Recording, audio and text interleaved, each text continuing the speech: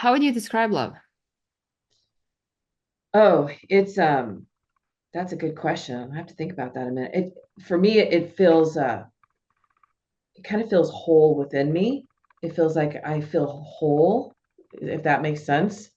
Um it I know what it feels like not to be loved. So that's interesting. I have to kind of go to the opposite of that. And what does it feel like? It feels like I have importance, I have value, even though I have that without Yeah. love. I have that, but it just kind of amplifies it. That's what I Mm, guess I could say. It amplifies it. It amplifies all the good things. It's also very challenging because when you're in love, boy, you want to talk about getting triggered. That's where mm. a lot of your triggers are going to happen is Oh, yeah. in love, whether it's a friendship or, a partner. It gets amplified. It's work.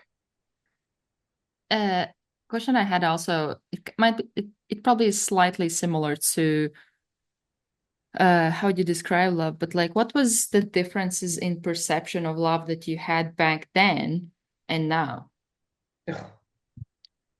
Well, back then I obviously didn't understand it because I didn't feel like I ever had it. I know my parents loved me.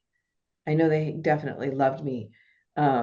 But to have a healthy love, I didn't have that experience. How would you then describe love? Well, it wasn't a healthy way, but just being valued, being heard, being listened to, being cared about, and it just it's not just getting attention, but it's like hearing me, like Like actually, being seen? yeah, being seen. Because I was definitely the generation still that, you can be seen but not heard. Mm. That was very common in my generation growing up.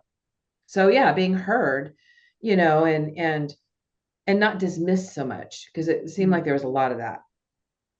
And but that, that's also from a perspective of a child. Yeah, of course. Yeah. Yeah.